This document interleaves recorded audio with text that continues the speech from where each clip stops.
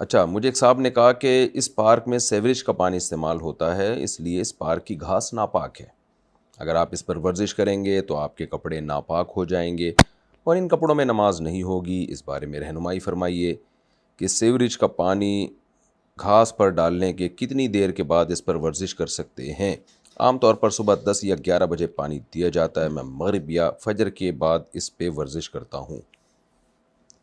देखें, सीवरेज का पानी या गटर का पानी, कोई भी चीज़ जब ज़मीन पे डाली जाए तो जब धूप लगने से या किसी भी तरह वो मिट्टी में तहलील होने से उसकी बदबू ख़त्म हो जाए, उसके असरात ख़त्म हो जाएं, तो वो पाक समझा जाएगा।